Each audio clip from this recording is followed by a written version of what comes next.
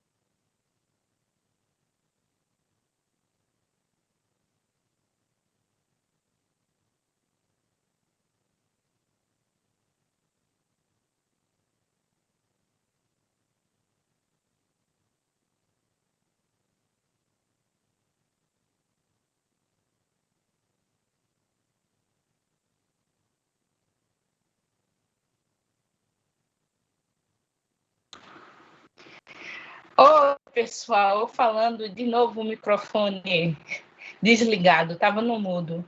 Boa noite, estamos aqui em mais uma aula. E aí, vocês estão bem? Como é que estão a família de vocês?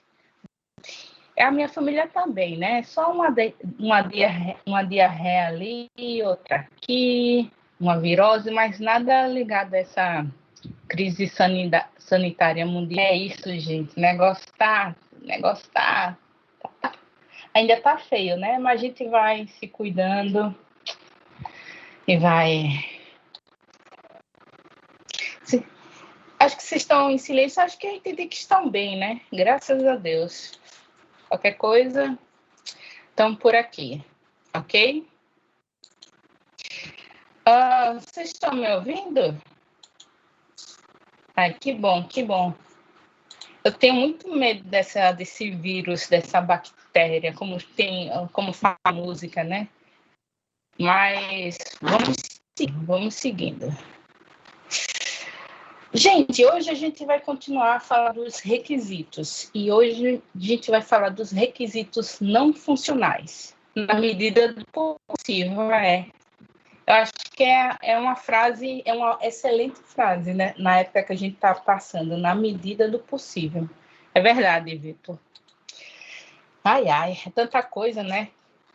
Eu nunca pensei nas minhas viagens, nem nos meus melhores ou piores sonhos. No caso, são os piores sonhos que eu viveria para ver uma pandemia.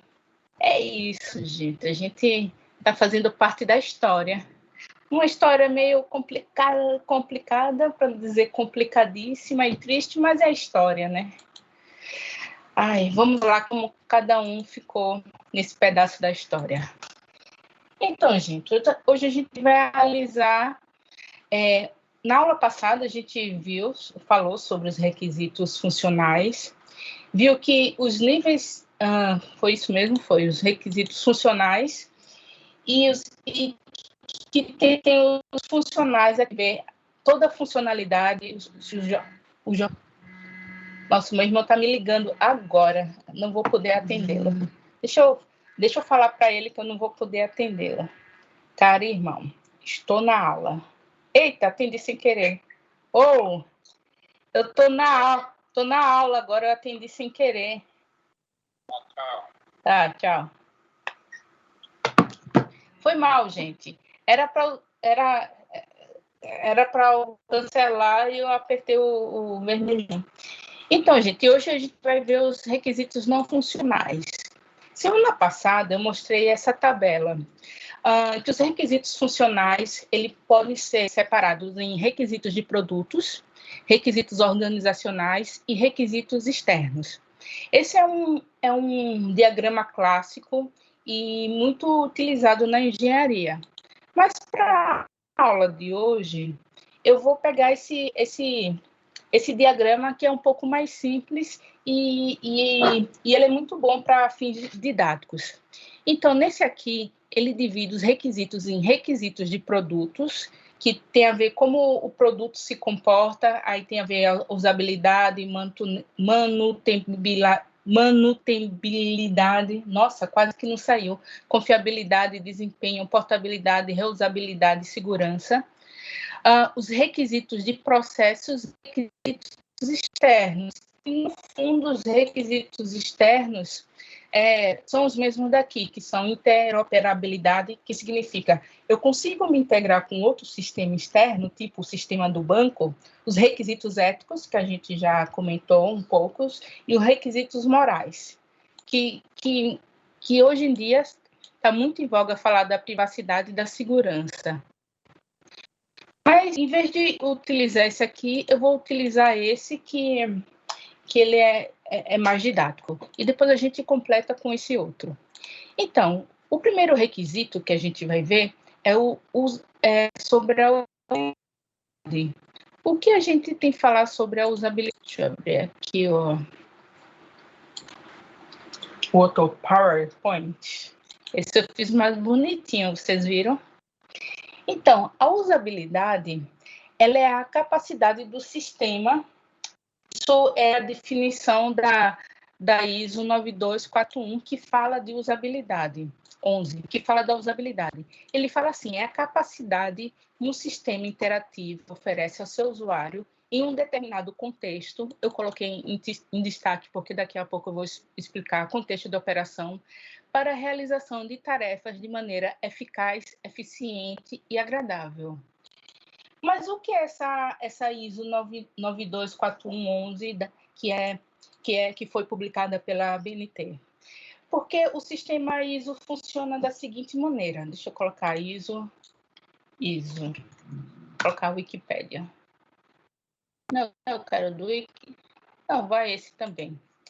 O sistema ISO, ele são sistemas internacionais de padronização, e tem padronização de muita coisa, desde o texto que a gente faz científico, relacionado a tecnologia, a vários assuntos. E é uma forma, surgiu o ISO com uma necessidade, como o país estava o mundo estava cada vez mais globalizado, de estabelecer normas padronizadas para tudo. Então, tem ISO de qualidade, tem ISO de segurança, tem ISO para texto, tem ISO de tudo que é forma. E a cada país, e tem vários países que são signatários. O Brasil foi um dos primeiros países a ser signatário da ISO.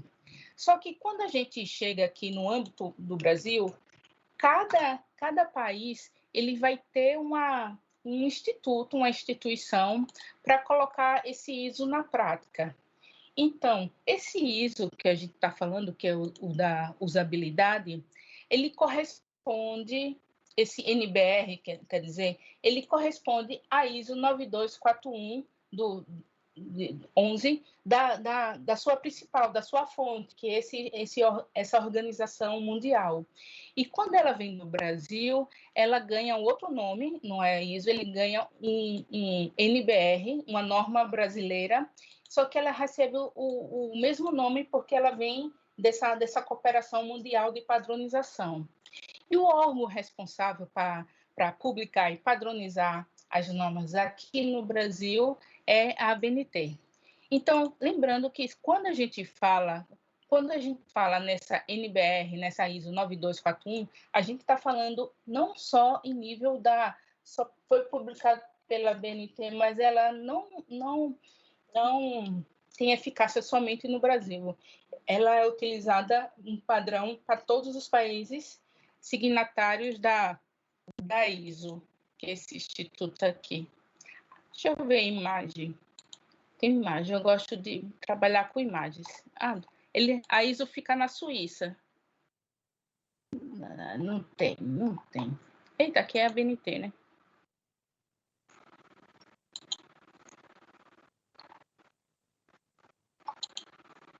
Da sede da ISO. Só uma curiosidade mesmo. Enfim, tem ISO de tudo que vocês imaginam, 9001, 27. Esse é o da segurança, né? Se eu não estou enganada. Enfim, às vezes a memória falha. Mas bora lá. Então, a ISO sobre a usabilidade é essa, quem quiser pesquisar. E a definição de usabilidade é todo sistema que é eficaz, eficiente e agradável. Quem nunca jogou um jogo cujo, sei lá, o som está estourando, você não consegue completar a fase, é muito ruim, você é cheio de bugs, tudo isso tem a ver com a usabilidade. Então, agora tem uma palavra aqui que eu quero destacar desse conceito de usabilidade, que é a palavra contexto. Quando a gente fala do contexto, isso quer dizer que o sistema ou o jogo, ele tem que considerar seu usuário, se ele é jovem, se ele conhece ou não conhece, se é um jogador expert ou não, se é para iniciantes, se tem um fim educacional, mas a partir de que idade. Todo sistema ele tem que partir de um contexto. Então, quando vocês pensam no jogo e pensam no público-alvo, isso não serve só para fins comercial, ele serve também para fins de de requisitos, requisitos não funcionais. Por exemplo, você tem que considerar se estrangeiro não vai jogar, se pessoas com deficiências vão ter acesso, vão poder jogar, se tenha pessoas com analfabetos funcionais, porque se o jogo, por exemplo, é para sei lá, fomentar a leitura para pessoas que não tiveram, que não estudaram. Eita, peraí. Que não estudaram. É que agora eu tô com o mouse novo, aí ele faz essas coisas. Olha que bonitinho. Deixa eu tirar isso aqui. Então, por exemplo, você não vai... Então, a partir desse requisito não funcional, se entender que, se tiver um estudo, por exemplo, você já teria informação que parte desse público para esses jogos, eles são alfabetizados, mas eles são analfabetos funcionais, ou seja, eles não conseguem interpretar um texto, eles não conseguem fazer raciocínio lógico muito complexos, tem uma certa limitação por causa da baixa instrução. É claro que isso vai mudar tudo no seu jogo. Vai mudar a funcionalidade, vai mudar o design, vai mudar a usabilidade. Então, a coisa importante que tem que ter com relação... O primeiro destaque que eu faço com relação a essa definição do conceito lá da NBR 9241 é com relação ao contexto, que ela deve ser considerada. Então, se, por exemplo, for pessoa com deficiência, tem que colocar os critérios para acessibilidade.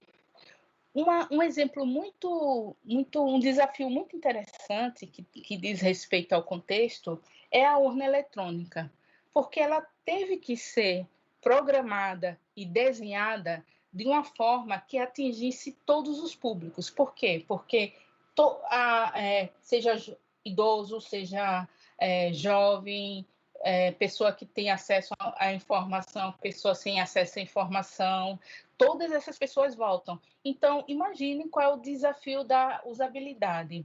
Então, a usabilidade também, quando vocês pensarem no jogo, vocês têm que pensar nisso. Claro que esse é um desafio gigantesco. Imagine você preparar um sistema de votação que ninguém pode ajudar, ninguém que está trabalhando ali na eleição pode ajudar, que a pessoa consiga votar, mesmo se ela não tem nenhuma familiaridade com tecnologia ou nada. Então, isso é um enorme desafio.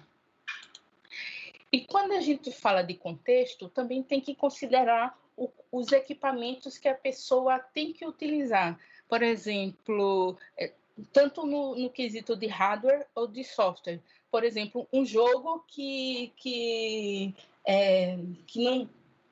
não adianta você fazer um jogo para determinada idade, para determinada público-alvo, se você sabe que, sei lá, em determinados lugares o pessoal tem poder aquisitivo baixo e não consegue comprar bons hardware.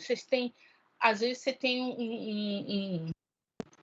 um puta investidor, um puta projeto, a coisa mais linda do mundo para ser premiado com o Prêmio Nobel da Paz e depois não pode ser aplicado porque o jogo que vocês desenvolveram, vocês deixaram de considerar o contexto, ou seja, ok, foi esse jogo foi para o exemplo que eu dei, para dar acesso à leitura a pessoas e cultura através dos jogos, mas as pessoas do público-alvo não tem um software, eles usam o Windows 98, estou exagerando, mas será que ainda tem gente que usa o Windows 98?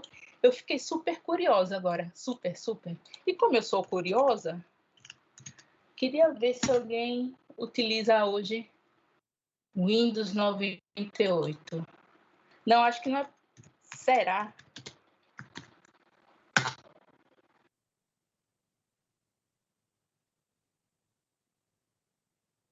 Tentando usar o Windows 98. Vamos lá, né?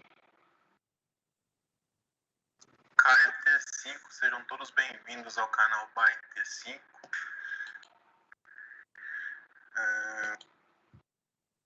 Ele que não tem suporte no kernel extension. Eu acho que não é possível, mas pode acontecer, viu? Não subestime o Brasil profundo. A gente viu, eu estava vendo na TV como as vacinas estão chegando em alguns lugares. A vacina, para chegar em alguns lugares, as pessoas têm que atravessar rio, têm que atravessar lago a pé, têm que atravessar a mata. Tem que ir de acesso em vez de carro, tem que ir com animais, com cavalo. Então, não subestime o contexto do seu tal.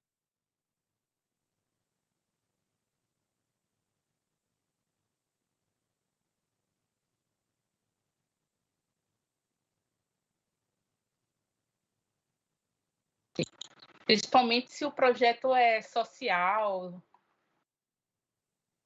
cara está tentando o Firefox. Eu acho que o cara está com tempo, né? Isso significa, sabe o que significa fazer um vídeo desse? Ter tempo. Juro para você. Parabéns, Byte5, Byte5. Byte5, criativo ele. Mas é isso.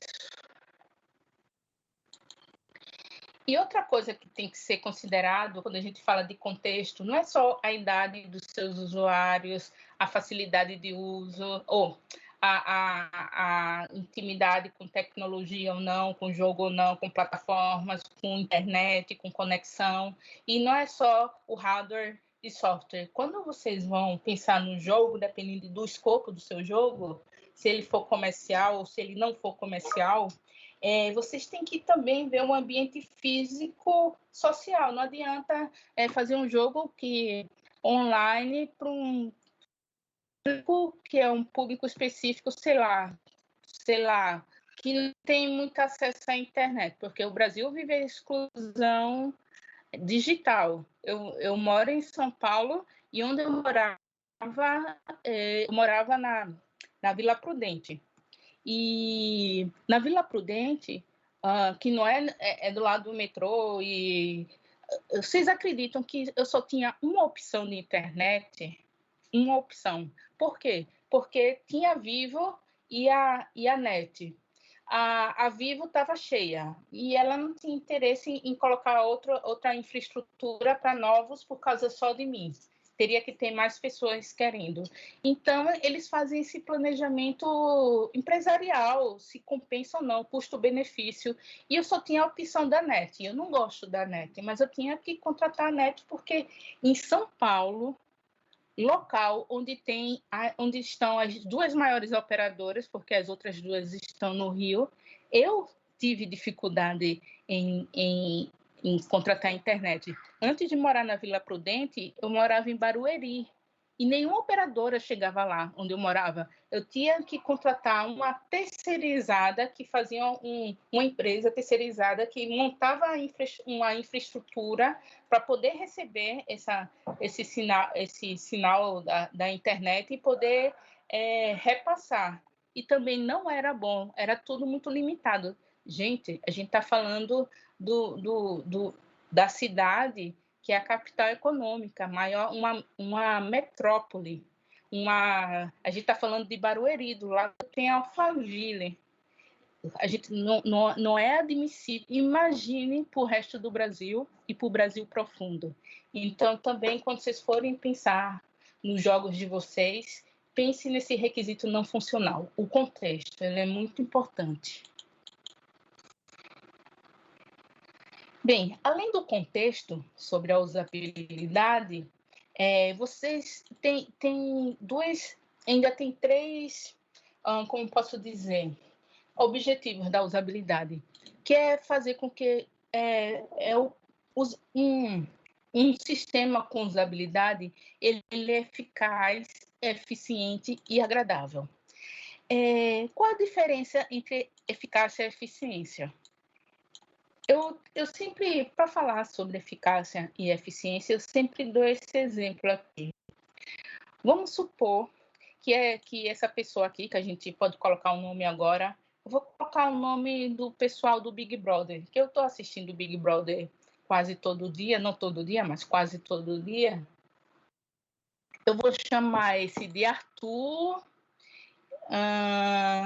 Não, vou chamar esse de Arthur e esse de Projota, sei lá, não sei. Eu vou colocar. Então vamos. Não, o Projota é casado. Esse de Arthur e esse de. Como é o nome daquele que saiu? Rodolfo. Rodolfo, quero os solteiros dali. Poderia ser o Fiuk, né? Mas o Fiuk tá lá sempre chorando. Eu vou. Vai o Arthur e o Rodolfo. É, gente, ele chora por tudo. Eu gosto dele. Mas enfim, bora lá. O que significa eficácia? Vamos supor que o Arthur, o cara desse nosso exemplo, ele queria o amor da Juliette, que também faz parte do Big Brother. Isso depois do Big Brother, né? No universo paralelo. Então ele vai lá, chama a Juliette para jantar no Habib's, comprar flores, comprar, sei lá, bombons da Garoto, e faz um monte de coisa, e depois de muito investimento de tempo e dinheiro, ele consegue conquistar o coração da Juliette. Aí vamos supor um dia que a Juliette estava de bobeira, e o Rodolfo, o pior que esse cara parece o Rodolfo mesmo, né? Agora que eu vi. Um dia o Rodolfo encontra a Juliette na rua e disse: vamos sair. Naquele mesmo dia ele já tem uma noite assim, uma noite de amor, ardente de amor. O que é que com esse exemplo eu quero explicar sobre eficácia e eficiência?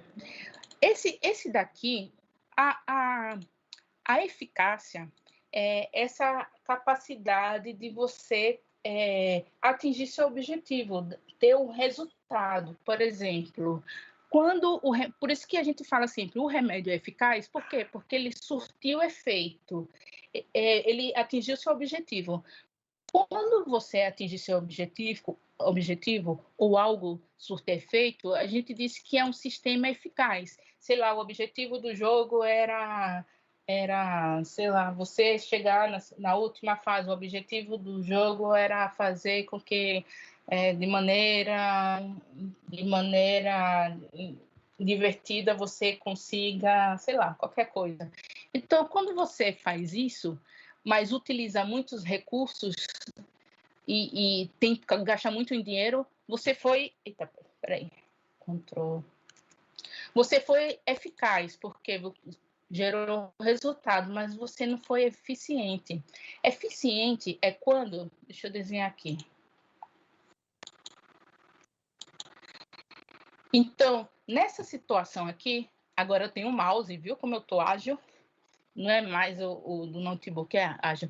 Nessa situação aqui, você teve que gastar muito tempo e teve que gastar muito dinheiro.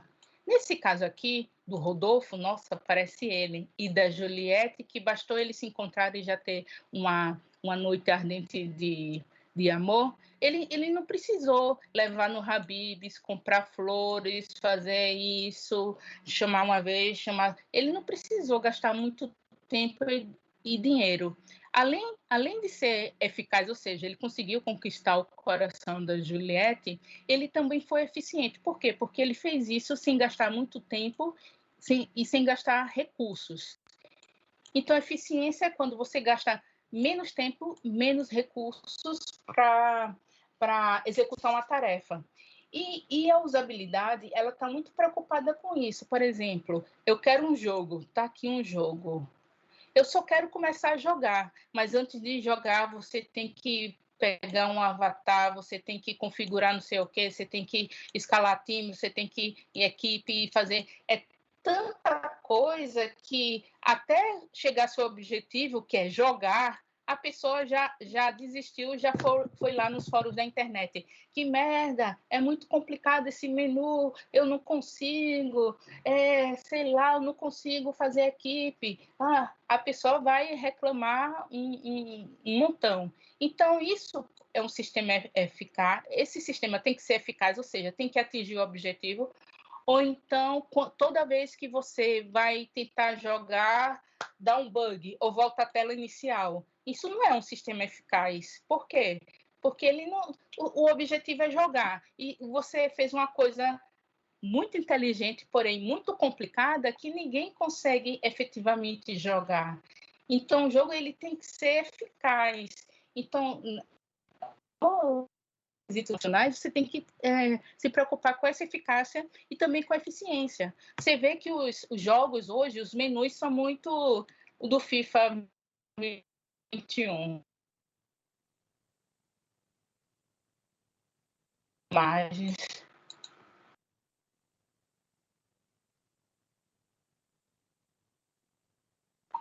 Minha internet é uma benção. Toda vez que eu estou dando aula, eu estou... Será que eu estou falando errado? Isso é um bom exemplo de sistema que teve a usabilidade como foco. Porque, é um menu clean, não tem muita informação, é simples, você tem o perfil, as configurações, e além do nome, você tem aqui os símbolos, né, de perfil. Às vezes a pessoa nem sabe ler, mas sabe que isso é um perfil, tem compras, então é quase universal, compras. Aqui eu considero esse jogo como um bom exemplo de usabilidade, porque às vezes a gente se complica em ter que montar o jogo e regras e tudo, e aqui não, deixa tudo mais simples. Isso é um exemplo de sistema que tem eficácia, porque você consegue jogar no final facilmente, e tem eficiência, porque você consegue fazer tudo que tem que fazer de maneira fácil. Eficácia. Tchau, Rodolfo. Tchau. Então, recapitulando, as características importantes dessa interação, dessa usabilidade, são eficiência, eficácia e também satisfação. Isso são alguns autores que falam, né, que além da eficiência e eficácia, o usuário tem que estar satisfeito. E eu considero muito bonita, porque eles usaram o roxo é uma cor que relaxa, acho que eu já comentei aqui, não sei se foi aqui. Que na teoria das cores, o azul é uma cor que tem todos os efeitos da cor. O azul ele tem um efeito relaxante, por isso que a gente vai à praia e relaxa bastante por causa do azul do céu, tem todas essas questões. E essa cor aqui, ele faz com que o usuário ele fique mais tempo olhando aquele vídeo ou jogando aquele jogo sem cansar muito a vista. Tudo é psicologia, tudo é psicologia. A psicologia das cores. Tem um... Eu não vou falar de pirataria, né? Quem sou eu para falar de pirataria? Mas olha que absurdo. Denúncia aqui dentro da aula. Tem um site que você consegue baixar alguns livros, isso é denúncia, gente, não repita em casa. Você consegue baixar o livro Psicologia das Cores, mas minha internet não está deixando, por causa da denúncia. Mas depois esse aqui, deixa eu ver. Não baixe, gente, isso é pirataria, pelo amor de Deus. Eu nunca ia...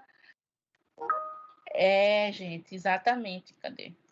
Não, espera aí.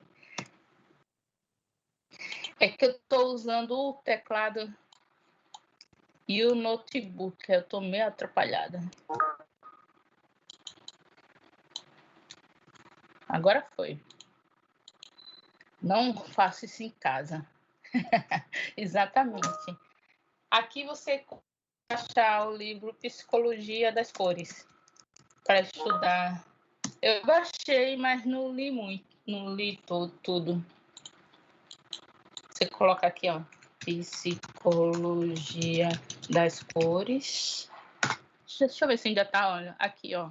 Não faço isso em casa, gente. Tem esse, a Psicologia das Cores, entenda das cores, a Psicologia das Cores no marketing, Psicologia como afeta a emoção e a razão. Então, para baixar, vocês têm que vir aqui e tem que escolher um desses servidores, aí em cada um tem... Olha o que as pessoas fazem. Eu não vou fazer isso, porque isso é errado, isso é pirataria, imagina se eu vou fazer isso. Não vou, né, gente? Não façam. Eu sou uma professora e eu tenho que educar. Mas tá aí o link. Quem quiser, pode. Bora lá falar do exemplo de usabilidade. Os banheiros, quando a gente tinha balada, né? Ai, esse tempo que a gente ia para as baladas, você vê que os banheiros, às vezes, não tem o símbolo clássico, né? Homem e mulheres, enfim. Aí, por exemplo, essa questão de do esforço para o usuário entender onde ele tem que ir, isso diz respeito à eficácia, eficiência e diz respeito à usabilidade. Por quê? Porque onde é que eu devo entrar? Tudo bem que aqui é o feminino, masculino, mas sei lá, a pessoa está ali embriagada, ou então eu sou uma pessoa que troca, né? Eu troco as letras. Hoje eu entrei numa reunião, semana passada eu entrei aqui nessa turma e era a turma. Eu entro direto em sala errada para dar aula, tanto na presencial, tanto na virtual. E hoje, na outra instituição, entrei na reunião errada e ainda falei um monte de coisa depois que eu percebi que eu estava na reunião errada. Eu troco com muita facilidade as coisas. Então, isso é muito complicado. Por mais que eu saiba que esse é o feminino e o masculino, na hora eu vou fazer um esforço e como eu troco, eu posso trocar. Então, se tiver escrito homem e mulher, pode ser que eu não confunda. Isso é exemplo de usabilidade. Então, isso seria mais fácil, esse símbolo. Se bem que teve uma vez que eu estava no Shopping Santa Cruz, aí eu vi um homem, eles colocam um homem gordinho. Eu olhei aquele homem gordinho assim, eu disse, na minha cabeça, na minha interpretação, foi assim que meu cérebro interpretou. Ah, é uma mulher de saia. Aí, quando eu fui entrar, não era o banheiro feminino. Então, enfim, né? Quem nunca, né? Acontece nas melhores famílias. Isso aqui também facilita aí, né? E isso também tem a ver com jogos. E aí, como é que eu faço para... Tudo bem, foi uma ideia muito legal, muito inteligente, mas isso pode colocar em dificuldade o seu usuário, o seu jogador. Isso também para banheiro. É complicado isso. Isso também, gente. Você tá lá na balada bêbada, você vai perceber qual banheiro vai entrar, você não vai. Esses são os pro nerds. E esse daqui eu achei machista, sexista, eu achei nada a ver. Aqui tem um vídeo que ele fala um pouco sobre a usabilidade e os jogos digitais. Vamos ver aqui, é o da Fábrica de Jogos. Gente, eu tô ficando sem voz. Como é que se fala agora, hein? Depois de 5 anos em sala de aula, eu tô ficando sem voz.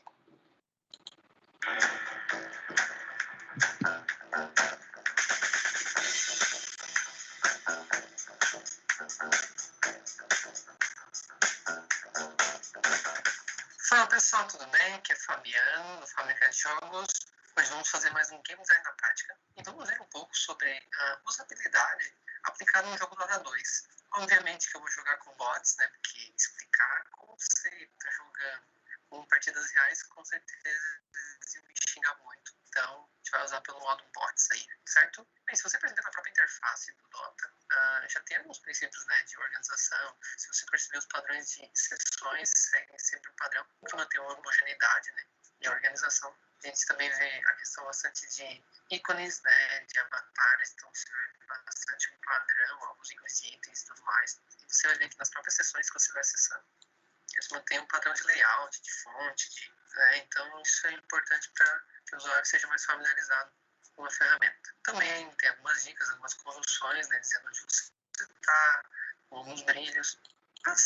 E quando vocês forem documentar os requisitos não funcionais, e dependendo do seu público, vocês têm que dizer, ó, o menu tem que estar na versão em português, inglês e em braille. Não, em braille não dá, né? Na tela. Foi mal, gente. Foi mal.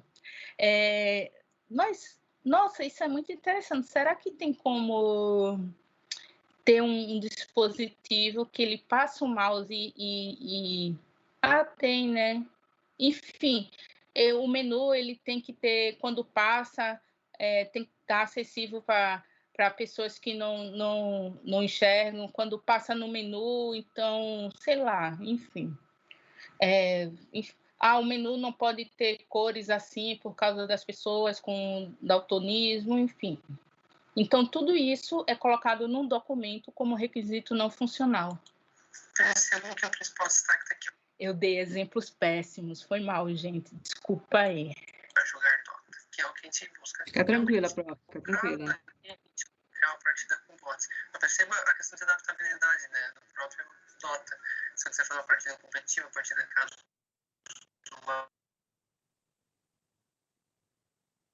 tem várias formas aqui de tu interagir com o jogo, de fazer partidas. Essa flexibilidade é bastante uma boa prática de estabilidade, né? Nós vamos fazer uma partida com bots, então. Vai ser uma partida com bots solo.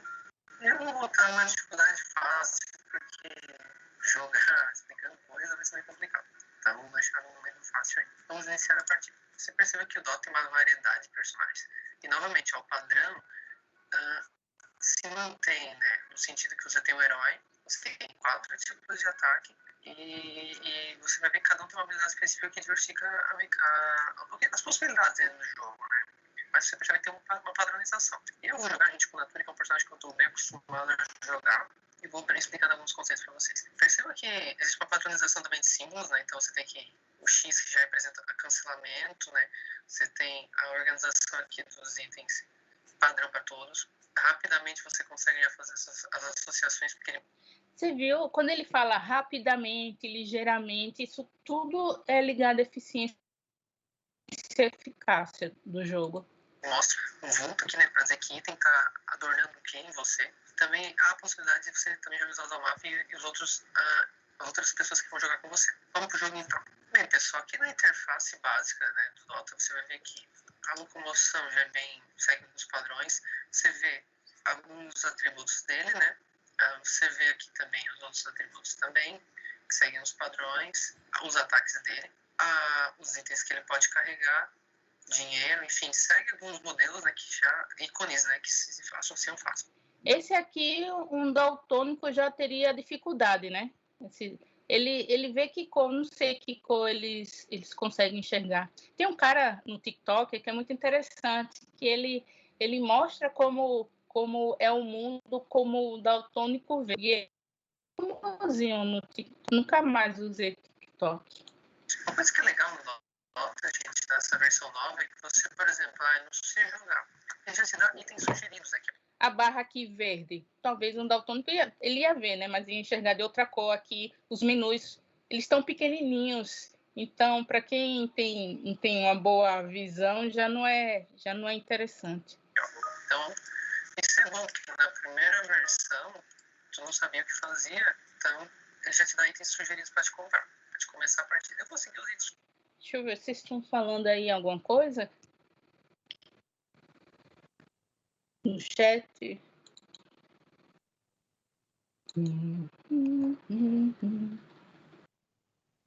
Professor, hoje em dia a maioria do download, isso é muito legal, configurações. Isso é show, gente. Show, show, show. Mas do Smaug eu vejo pouco, viu? Eu vejo pouco, mas porque não dá tempo. Eu entendo que vocês têm que concluir a matéria. Tem que aqueles professores que querem a alma de vocês, a vida de vocês, e tem é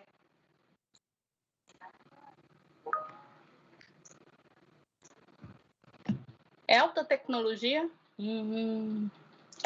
Deneiros, exatamente, exatamente. Mas vamos que vamos, né? Isso poderia ter um incentivo do Estado, né? Dele poder dar dinheiro para vocês para poder produzir jogos mais acessíveis. Mas, enfim, bora lá. Falar desses jogos. E vamos seguir adiante. Deixa eu ver. Ó, a partida vai começar, né? Os peões vão começar, as creepers vão começar a andar. O que é legal, gente, você vai perceber que a questão de comandos está muito simples. Então, assim, todo herói, assim, a sensibilidade também dos movimentos tem a ver com usabilidade. Que é WER para fazer o comando de magias aqui, ó. Então isso padroniza, porque no antigo não era assim. Cada herói tinha que decorar um atalho. Quando você está jogando início, até vem com o mouse, seleciona e faz o ataque, mas durante as partidas depois vai ficando mais tenso e tu precisa ter mais agilidade nos movimentos, porque senão tu morre. Então é interessante a gente ter essa agilidade dos atalhos. Geralmente com Fúria eu começo fazendo jungle, né? Faço um jungle e tal, mas aqui eu tô indo pela lane mesmo, de bot, pra ajudar, porque foi a única lane que ficou só com o herói, né? Claro, a mid sempre fica um, né, geralmente. Geralmente a gente deixa dar o último ataque pra pegar as moedinhas, né? Ó, tipo agora. Isso eu perdi, mas geralmente que é isso? Pra gente poder ganhar uns trocos. Quando a gente fica participando de ganhar experiência, legal o padrão, ó, que ele já te notifica com barulho quando passa de nível. Isso já te dá um feedback e conduz o usuário a ver o quê? Usar um novo ataque. Sim, isso é importante. Sonorização também tem a ver com usabilidade. Vocês podem colocar na documentação todos para facilitar o entendimento do jogador. Cada vez que tal ato acontecer no jogo, eita, que quase não saiu. Tal ato acontecer, a ação acontecer no jogo, então vai emitir um som de bip, sei lá. Eu posso criar um novo ataque. Então isso eu achei bem prático. Outra coisa também que ele ajuda bastante a usabilidade é assim, ó, vou usar o ataque. Então ele já te orienta onde é que vai pegar, a região. Então isso já dá uma facilitada legal. Eles também morriam, tem o Raldus, tá vendo que eles perderam um monte de dano ali, ó. Já eles vão se danar. Ó, mas vai morrer já. Eu como tô saindo cercar árvore, mas a gente vai matar ele facinho. Eu te mato já. Outra questão, gente, é os atalhos de itens também, que é uma facilidade. O ministro faz assim, né? Ai, meu Deus, precisando de melhorar minha energia e tal. Mas ao longo da partida tu vai ver que é muito mais rápido os atalhos, né? A gente usa atalho. Eu tô montando aqui uma vídeo bem maluca, nem tô pensando muito porque tá difícil de falar e explicar. Basicamente, gente, a gente vê assim que a questão de usabilidade dele tá bem fácil. A questão de erros também, de te notificar, por exemplo, tá faltando mana, tu pode usar esse ataque, ele te avisa. Outra questão também que o Dota a gente dá controle, né? Sobre as suas ações, sobre o que está acontecendo, onde você está no mapa. Você pode notificar também se tem algum perigo iminente. Então, o mapa tem também a ver, por exemplo, eu não tenho. Cada um tem habilidade, né? Não falo que as pessoas têm. São 8 tipos de inteligência: inteligência espacial, inteligência lógica, inteligência interpessoal, etc, etc.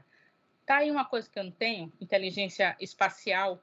Eu me perco muito. Eu me perco em Maceió, que é uma cidade, a segunda menor cidade capital do Brasil, e eu nasci nessa cidade. Então, nesse nível, eu perco a orientação muito fácil. Isso também tem a ver com facilidade do uso do sistema ou do jogo de vocês, colocar mapa. Por exemplo, tu tá numa partida, ele te dá controle de cancelamento mesmo que tu esteja online. Claro que eles vão te malhar o pau se tu fizer isso, mas te dá esse controle, né? O controle tá bem claro pra ti. Outra questão também que eu acho legal do Dota, esse novo Dota, é a carga de trabalho, né? Não tá tão pesado, rapidamente para acessar algumas sessões, tu precisa ficar se matando. Por exemplo, vou voltar aqui só para a gente poder voltar lá na sessão. Por exemplo, eu não consigo montar minha build aqui do meu item e tal. O que eu venho? Aqui eu busco, por exemplo. Por exemplo, botando boots, né? Tanto a versão em inglês quanto em português ele aceita. Então, ó, rapidamente eu já vejo aqui a bota e já vejo aqui o que eu preciso para montar. E, inclusive, ó, eu posso marcar aqui, ó, e já deixar os É o que eu fiz. itens que podem ser comprados. Então, isso já me facilita para quando eu for comprar um item. Então, isso é bem interessante, que facilita Eu achei pra bem caramba pequenininho. a gente, ó, por exemplo, contornos.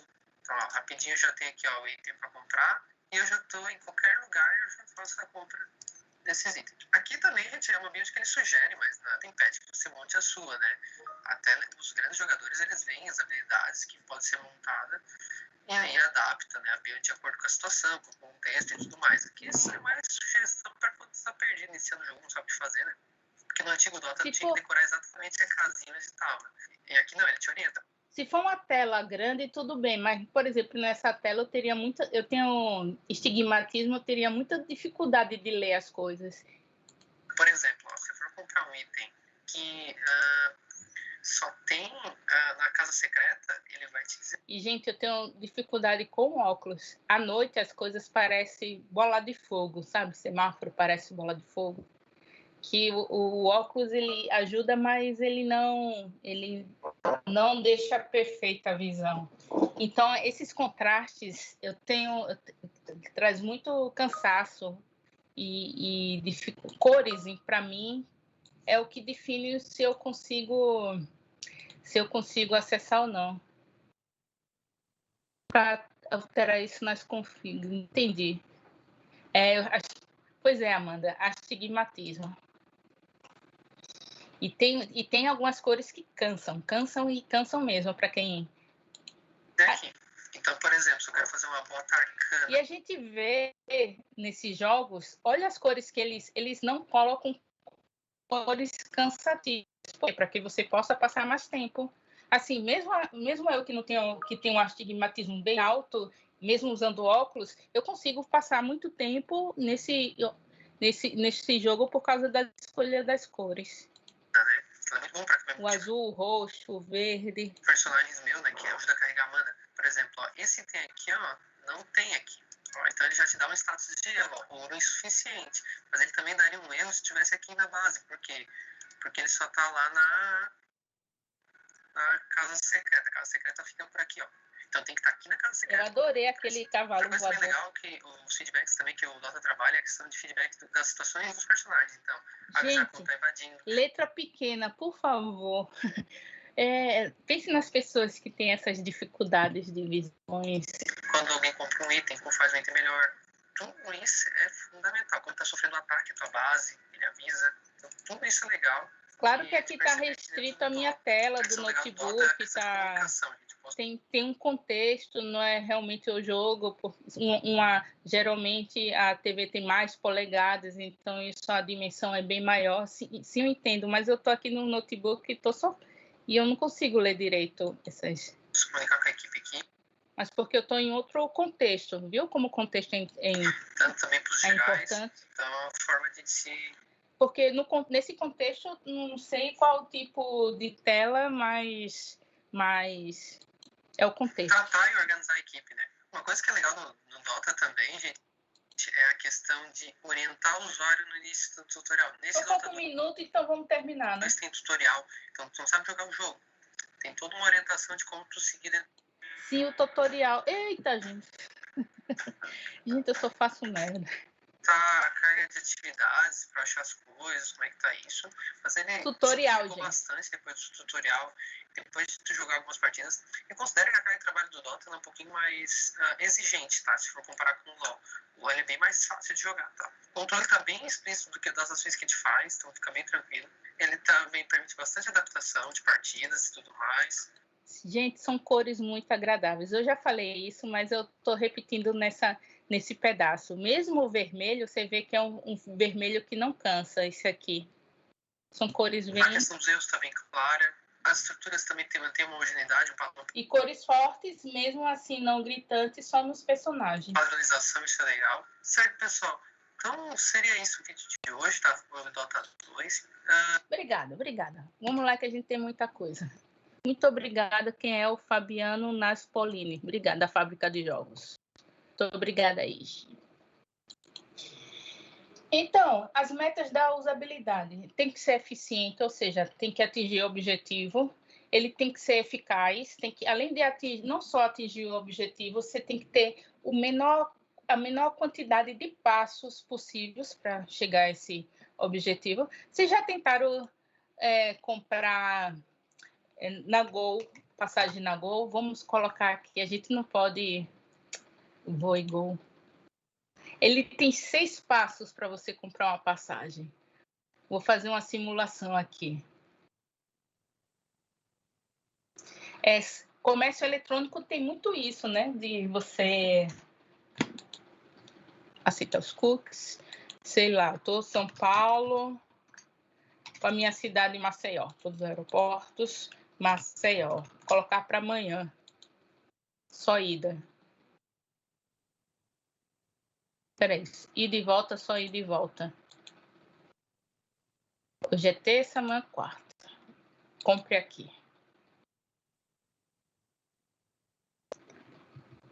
Então, já foi um passo, né?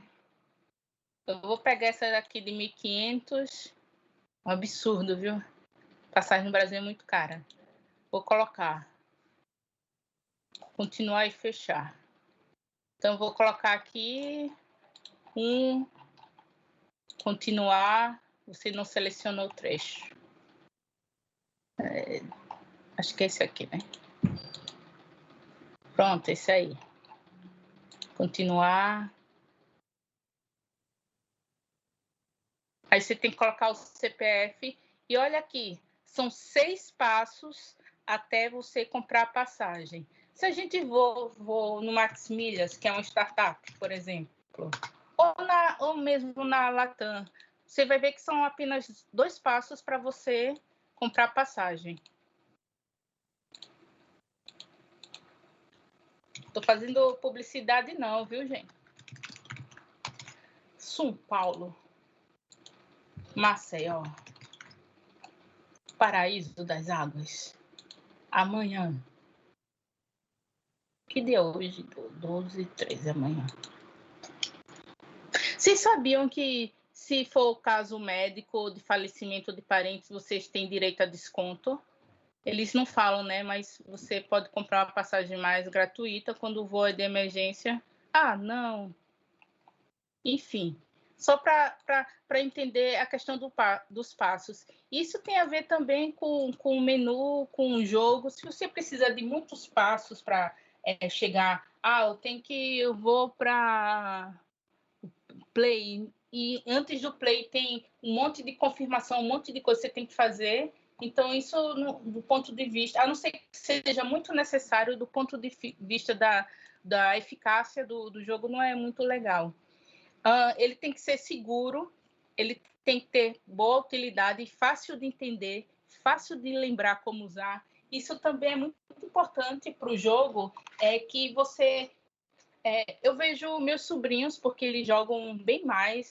Eu não sou uma jogadora, eu jogo, mas não sou. Mas meus sobrinhos, eles jogam quase todos os dias. E você vê que eles fazem um menu assim. Eles não leem nada. Por quê? Porque eles lembram onde estão as coisas. Então, é muito rápido. Então, isso também faz parte da usabilidade. Lembrar de como seguir, onde eu tenho que buscar, onde eu tenho que ir. Aí, as pessoas... principalmente esses jogos que tem muitos atributos, muitas coisas, você mexer em toda a tela também. E tem que ser emocionalmente adequado, um jogo que causa muita ansiedade. A não ser que seja o propósito do jogo, é meio complicado, né? Se fizer um jogo perfeito do ponto de vista técnico, aí escolhe uma música que causa ansiedade e as pessoas abandonam o jogo 30 segundos depois que começa. Aí fica complicado. Ele tem que ser compensador, incentivador de criatividade, esteticamente apresentável, como esse do FIFA. Eu gosto da estética do FIFA. Me julguem, mas eu gosto. Motivador, proveitoso, ou seja, a pessoa está ali, quer jogar, tem que ser agradável. Todos os jogos que a gente vê aqui são agradáveis, mesmo aqueles que são mais violentos, são as cores são estudadas, as cores são feitas propositalmente para que a pessoa se sinta motivada, mas também tenha agradável, por mais assim, sei lá, violento que seja, ou por mais tenha cause adrenalina. Emocionalmente adequado, ele pode causar adrenalina, pode causar taquicardia, não, porque talvez seja uma coisa mais séria. E tem que ser divertido.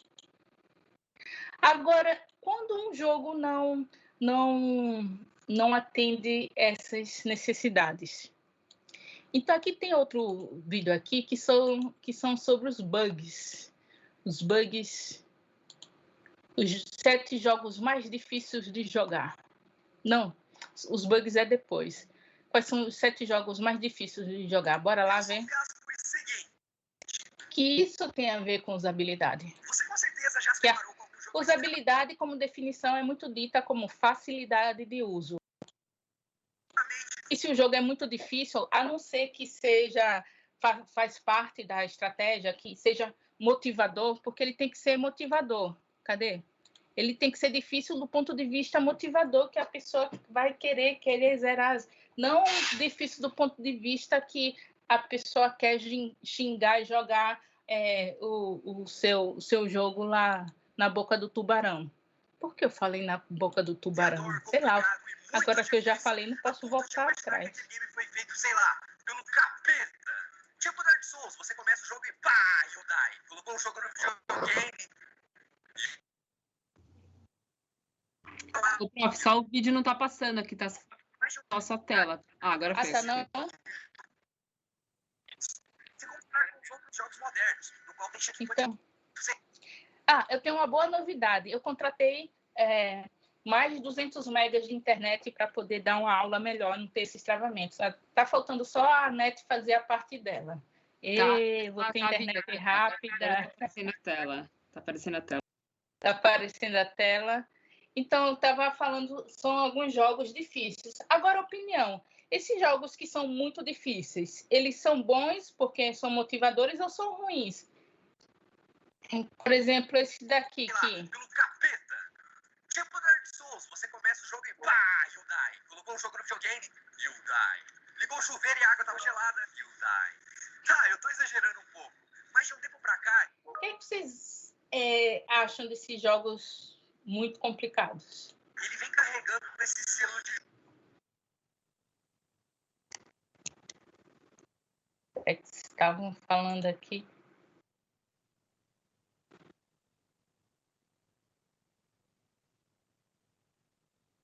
É esse o limite.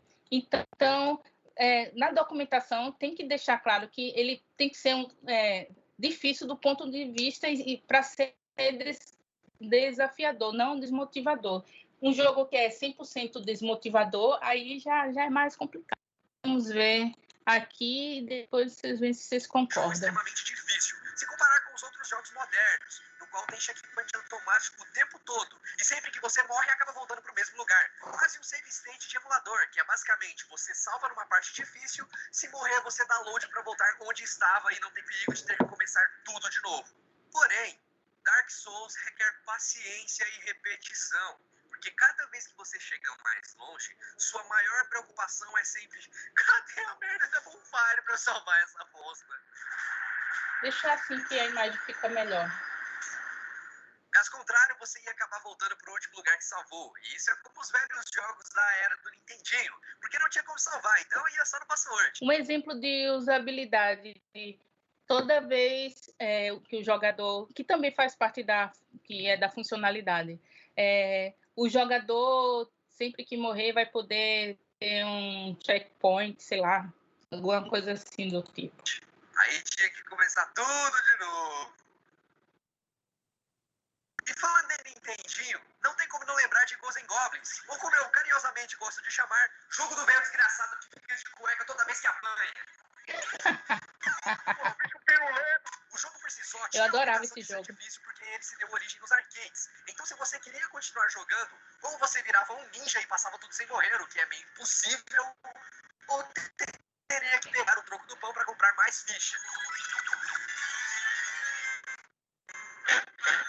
Apesar de ser um jogo de plataforma, objetivo simples, que é apenas avançar, a caminhada era bem dolorosa, pois tem inimigos dos mais variados tipos espalhados pelo cenário, pulando pra cima de você o tempo todo. Sem contar no sofrimento que é para chegar no final do game e descobrir que aquilo tudo não se passava de uma ilusão do Satã. Não esse Satã. Mas para você ver o verdadeiro final, é preciso terminar o jogo 2 vezes. É de cair o cu da bunda. Isso, aí já é sacanagem, né, gente? Não, mas era legal, era legal. Castlevania é uma franquia com diversos jogos que já sofreu várias mudanças no estilo de sua gameplay. Os últimos games da Franconia, Lords of Shadows 1 e 2, tiveram uma pegada mais hack and slash, com muitos puzzles. Resumindo, é um God of War de vampiro.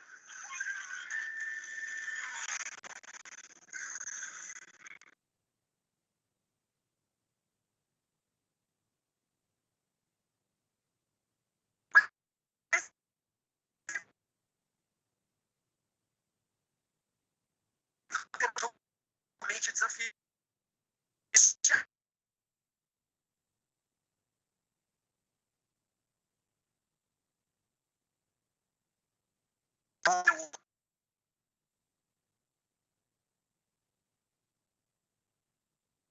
Nem pensar, vai pular um buraco.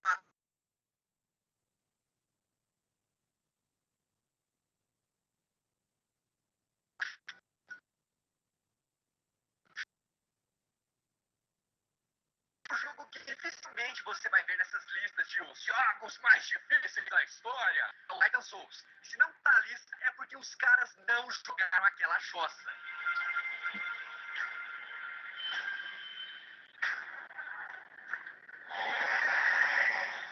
Pra quem não manja, esse game é baseado em Shadow of the Colossus pelo fato de você só enfrentar chefes. E cada uma dessas imensas criaturas esconde um ponto fraco. Porém, você só tem um arqueiro que tem apenas uma flecha. Isso mesmo, uma única flecha para usar contra os seus inimigos. Para vocês terem uma ideia, eu cheguei a fazer um vídeo desse game aqui no canal e cada vez que eu morresse, eu teria que chupar limão. Eu não preciso nem falar o que aconteceu, né? Eu me fudi gostoso. Eu me matei, eu me joguei no fogo. Ah, que dó.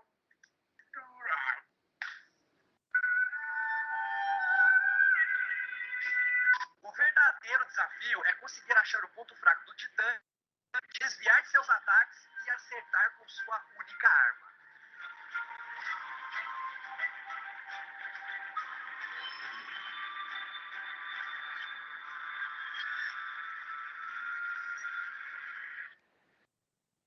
Outro jogo difícil, que se você perguntar para qualquer ser humano normal, eles também vão dizer.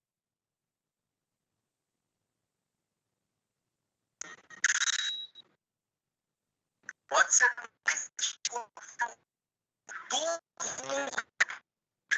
desse game a ponto de querer um videogame. Mas ainda tem uns animal louco da cabeça que consegue zerar essa praga sem morrer, sem levar dano. É muito absurdo. São dezenas de inimigos pulando, voando e correndo de todos os lados para acabar com você. Haja coordenação motora e paciência também. Eu acho legal que a gente aprende muito com os erros dos outros, né? Oi, gente. Virou sinônimo de... É o quê? É da minha família. Meus irmãos são Beroaldo, Berinaldo, Beronaldo. Dificuldade. Falou em jogos difíceis. O primeiro game que é mais infernal.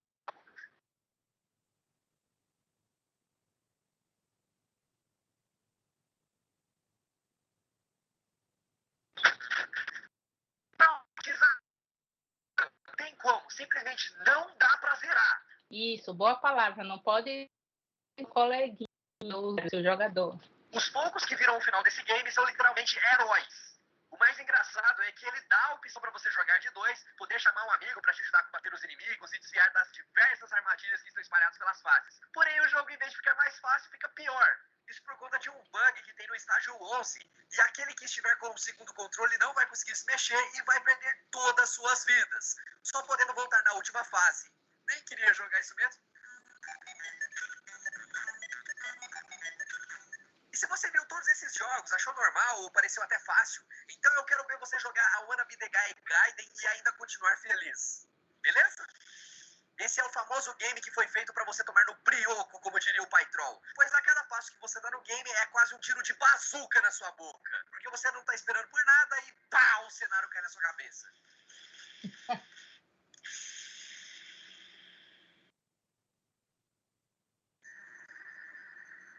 E é isso aí, players. Eu espero que vocês tenham se divertido com o vídeo. É isso aí. Tudo tem que estar relacionado a essas metas. Então, é isso, algumas de usabilidade. O contexto, que a gente já falou, por exemplo, aquele jogo. Um jogo não foi apropriado para uma tela de notebook, foi pensado numa tela de TV que hoje, no mínimo, é de tantas polegadas. Efeitos sobre o usuário, a sobrecarga cognitiva, isso tem a ver com as cores irritantes. Um jogo que está...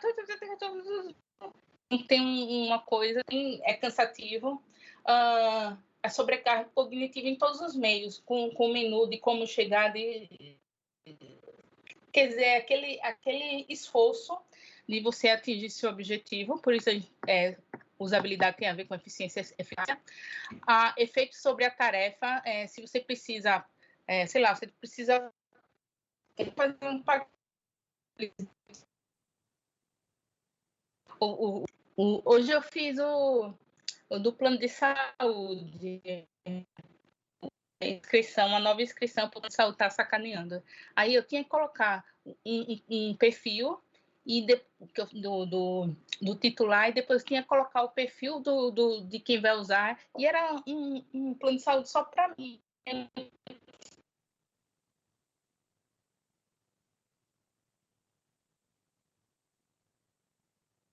Mesmo que o usuário. Então, eu tenho que colocar 2 vezes. A causa, aspecto do sistema... Eita. As questões do sistema, né? Se vai rodar lento, se eles vão ter raiva. E o redesign possível, né? Alteração no projeto, caso tenha essas questões de cores e dificuldade de acesso a alguma função do jogo. Isso também porque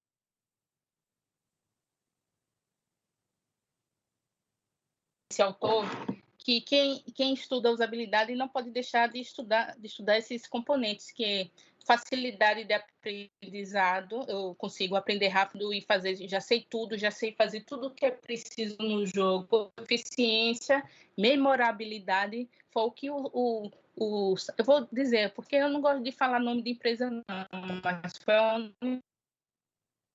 não tinha memorabilidade, eu tive que preencher várias vezes as mesmas coisas, prevenção de erros, se ele dá muito bugs, e satisfação. Outra área muito importante da engenharia do software é com relação ao teste.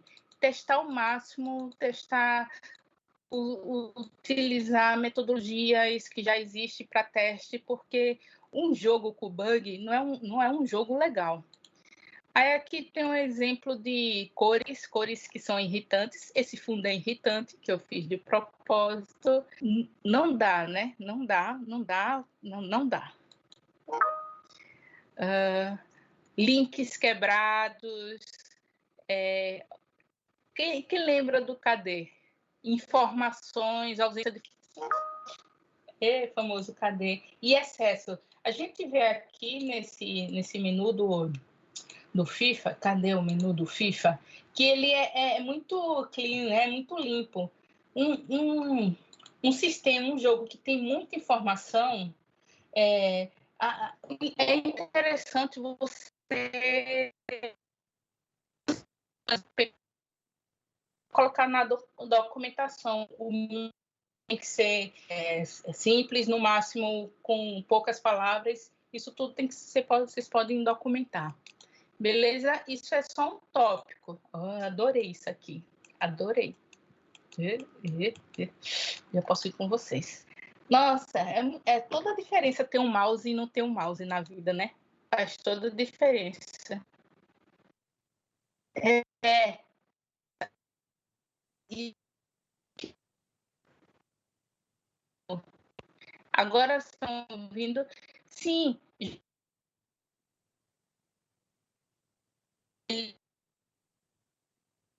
e como algo que faz parte do jogo, ele não vai ser modificado. Agora tem bugs que o bug que a gente tem bug que é mó bom, exatamente, mas tem bugs que realmente eu trouxe aqui por fim.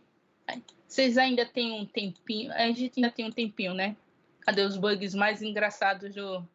Para concluir a aula, trouxe alguns uns bugs mais engraçados. Vou colocar avançar aí.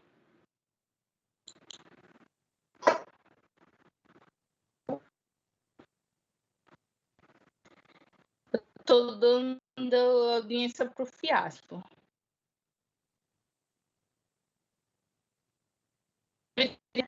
Eita!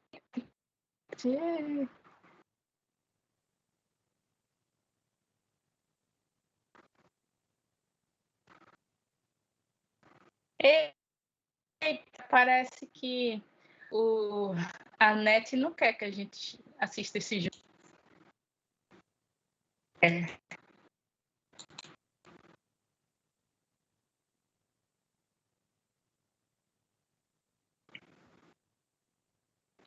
Enquanto a NET resolve... É um game de aventura que conta sobre um mundo onde criaturas de contos de fadas saíram dos livros e vivem num mundo moderno escondido em meio às pessoas normais. Mas não pensa que esse jogo é todo bonitinho como o filme da Disney, não. Ele tem uma pegada mais adulta com muita violência. E nós vimos isso enquanto jogamos com o personagem Bigby, que é o lobo mau aqui nesse mundo, onde ele é um delegado casca-grossa que cuida da segurança lá do bairro, onde moram essa galera aí dos contos de fadas. Ele é um oficial super sério e cancarrudo que fala grosso o jogo todo, mas existe um bug no game que faz ele dançar um polidense invisível, mano.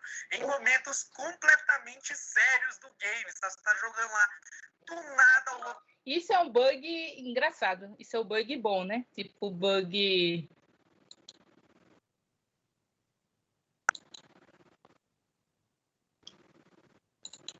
É sim. Mas o tipo... O bug que eu tô falando é aquele... Não é esse tipo de bug, é o bug que irrita o usuário. O que era super sério começa... Que diz, eu quero devolver, eu quero meu dinheiro de volta, eu quero devolver essa bosta. Esse aqui não. Dançar não faz o menor sentido. Pode ser um bug, mas ver a cara dos NPCs vendo o mal sarrando no grau aleatório. Fim do romano, mas aquela Elder Scrolls Oblivion é um jogaço e lá em 2006 ele já tinha muitas das mecânicas que a Bethesda iria explorar em Skyrim. E uma história muito doida que para algumas pessoas é até melhor do que o seu irmão mais velho.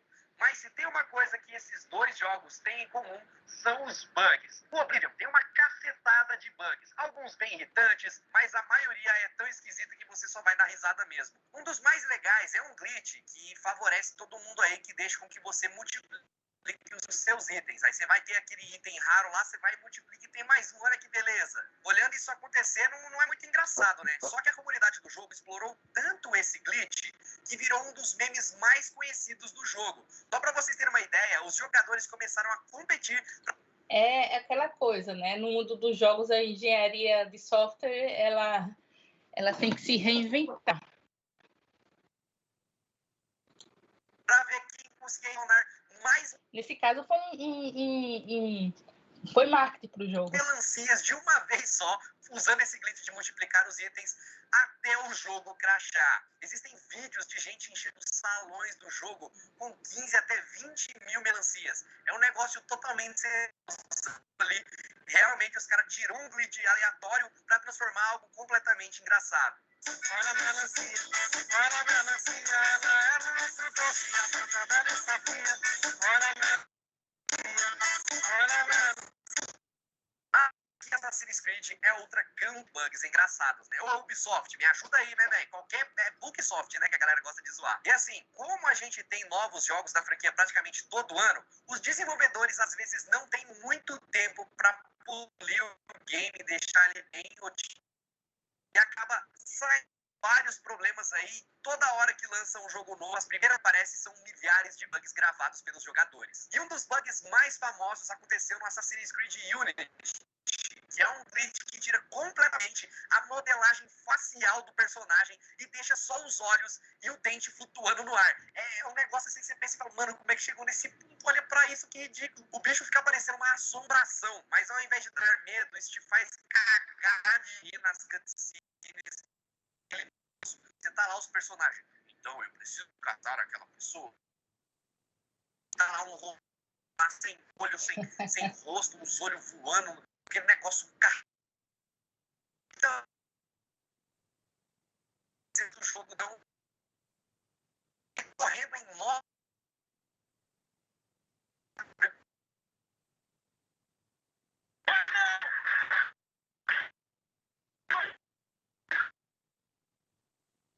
Moto invisível, parece as aulinhas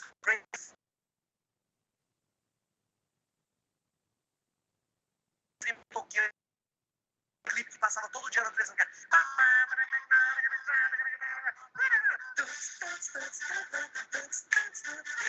Aí era o Crazy Frog lá na motocicleta invisível. Mas enfim, vocês já vão entender por que isso aconteceu. Na cutscene final do jogo, existe um bug onde o Leon, você tá ligado, né? Normalmente ele monta no jet ski ali com a Leon, que eu a Ashley ali, monta em cima daquele negócio e vai embora. Porém, pode acontecer dele simplesmente sair voando e deixa a Ashley e o jet ski pra trás. O seu objetivo no game inteiro era pegar essa mulher aí, levar embora pro presidente aí, e do nada o cara simplesmente sai voando, mano. É muito bom. Battlefield 3 foi um grande marco na franquia. A evolução dos gráficos e da jogabilidade foram absurdas comparadas aos títulos anteriores e praticamente ditam os rumos da série até hoje. Mas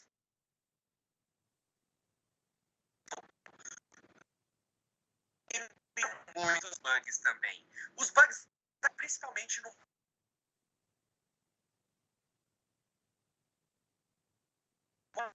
você vê tanques aí dando cambalhota. Então, nesse caso, não é um bug interessante, né? E tem que ser tratado. E soldados largatos monstruosos andando pelo mapa aí. Esses bugs tornavam o campo de batalha um verdadeiro show de bizarrices, o que ia meio contra a premissa realista do jogo. Mas mesmo assim, não deixa de ser hilário ver o seu amigo ali todo esticado, feito uma lesma no meio de um tiroteio, com os braços pra lá e pra cá, um negócio todo torto.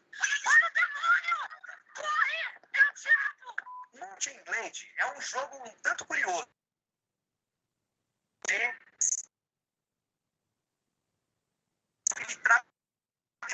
ir subindo de patente para se tornar um rei. Ele não tem lá os gráficos mais bonitos do mundo, mas sua quantidade absurda de coisas para fazer e as suas batalhas massivas fazem dele um jogo da hora. Mas claro que ele tá nessa lista é porque ele também tem algum bug loucaço aí, né? E nesse caso, o que acontece é que existe um glitch que troca a textura do céu do jogo pela face de um homem muito esquisito. Imagina, mano, você tá jogando, na hora que você vai olhar pro céu azul, nossa, que desgrama é essa que tem aqui, velho? É um bagulho muito bizarro ver um cara do nada cobrindo todo o céu. A textura desse rosto não é compatível com o céu e fica um treco todo esticado e é totalmente engraçado. Tipo aqueles caras que fazem muitas plásticas, tá ligado? Nossa, misericórdia! Meu Deus! E vamos encerrar esse vídeo aqui falando de um dos glitches mais engraçados dessa lista, que são os mini-jogadores de NFL 15. Esse é um jogo de futebol americano feito pela EA Games que tem mais fiel possível ao esporte tradicional na vida real. Mas alguma coisa acabou dando muito errado no desenvolvimento e gerou uma penca de bugs hilários. Entre esses bugs, existia um específico que deixava o jogador que estava sendo controlado por você naquele momento minúsculo. Você era um anão perto dos outros jogadores. Esse bug do Pigmeu ficou tão engraçado que viralizou na internet e até a própria EA Games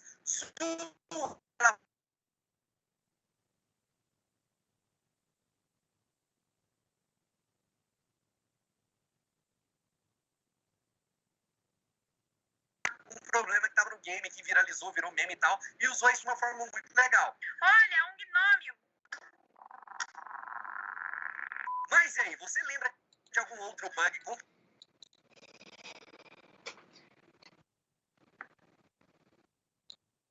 A vida é engraçada. E esse quesito é só o da usabilidade. Então, que diz respeito à facilidade de aprender, de usar, reparo, evolução, facilidade de usar é aprender. Eu ia falar sobre a manutenção. Eu vou terminar tudo, porque depois aí a gente parte para a atividade, usabilidades. Então, a usabilidade, poderemos colocar como critério o tempo para realizar uma tarefa. Você pode usar esse tipo para o jogador acessar o jogo e são alguns segundos, não pode demorar muito, não pode demorar. Você pode colocar padrão de tempo para utilizar cada tarefa no jogo. Então, o desenvolvedor e junto com a arte tem que ir lá dar seus pulos para poder fazer com que não faça como o site da Gol, né? Precisa de 6 passos para poder comprar uma passagem. Você pode você pode também trabalhar com percentual de tarefa concluído, percentual de tarefa concluído por unidade de tempo. Então, você pode colocar isso na documentação como critério de usabilidade. Sei lá, a troca de um avatar tem que ser no máximo 2 passos, 2 cliques, e o jogador não pode ter muita dificuldade e ele deve encontrar no máximo em 2 segundos, sei lá, uma coisa assim, quando tiver no menu principal. Aí, vendo isso, então, de testes, então a pessoa vai lá.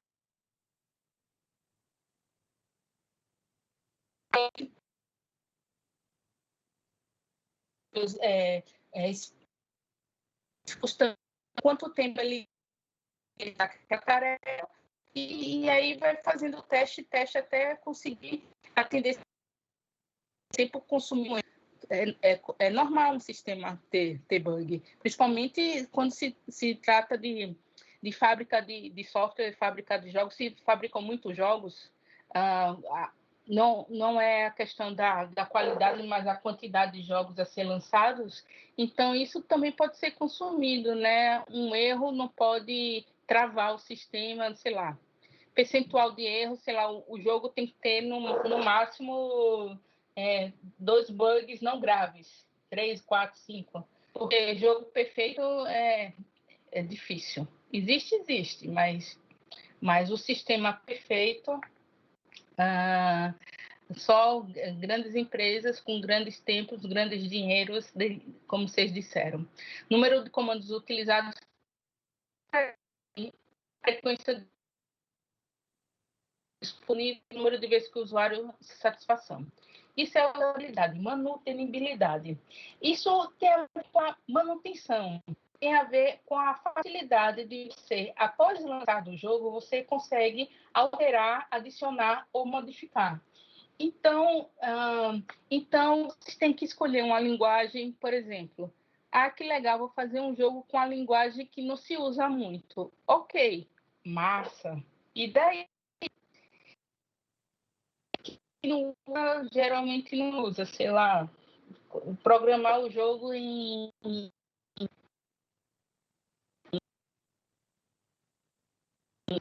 sei lá, um jogo de... Isso é um problema. Então, na documentação, nos requisitos não funcionais, você pode colocar o jogo vai ser desviado.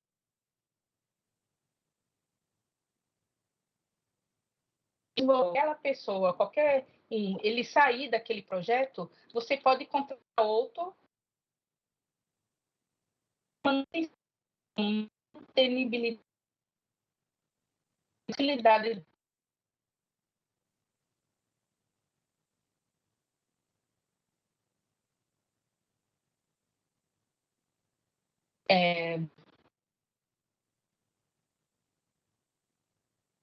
está bem feito,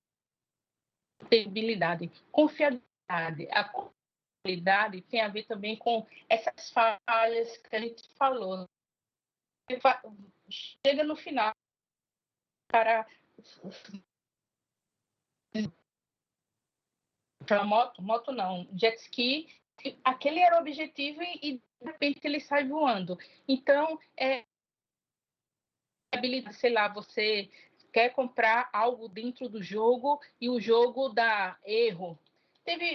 O meu sobrinho, ele bastante. Ele queria comprar algo no jogo, não, ele queria colocar algo no débito automático. E ele tem o banco Nubank. E não dava, tinha lá a opção de ser Nubank, mas não tinha, dava sempre falha, dava sempre problema. Então, a confiabilidade é o critério que diz respeito às questões da falha. E a gente pode incluir os bugs. Tem esse memezinho, né? Esse compilou, libera logo, não precisa nem testar, né? É uma tentação mesmo. Então, a confiabilidade, acho que isso eu vou deixar para a aula que vem, gente. Vou deixar para a aula que vem. Então, eu vou dar aqui alguns exemplos naqueles modelos. Os requisitos, como você fazer os requisitos. Esse modelo está nos arquivos da equipe aqui.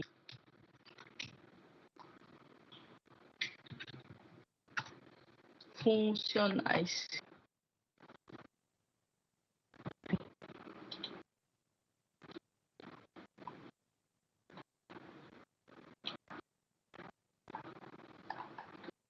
Requisitos não funcionais.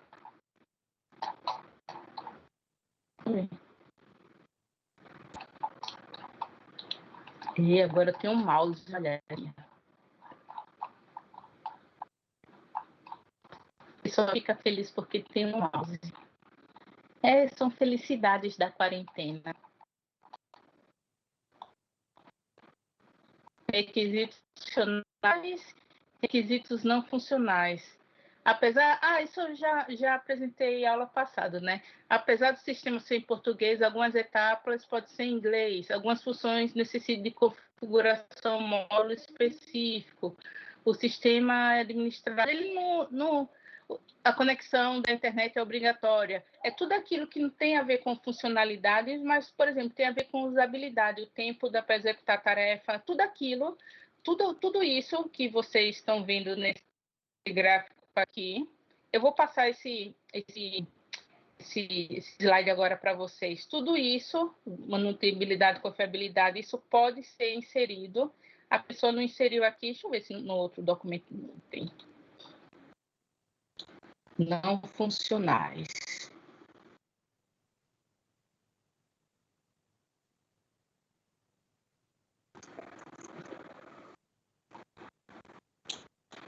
Requisitos funcionais. Aqui não funcionais. Segurança tem a ver também. Aspecto. Ninguém quer trabalhar os requisitos não funcionais. Eles são tão importantes, gente. Como é que. E é muito comum ver em documentação os requisitos não funcionais não trabalhados, mas eles precisam constar. Beleza? Não tem muito exemplo, não. Vou colocar aqui no arquivos. Esse slide. Então, qual é a tarefa para o segundo momento, para a parte prática? É vocês pegarem o jogo de vocês e trabalharem já os critérios de requisitos não funcionais para o jogo, de acordo, por exemplo, o que foi dado hoje em sala de aula. A gente falou vários exemplos.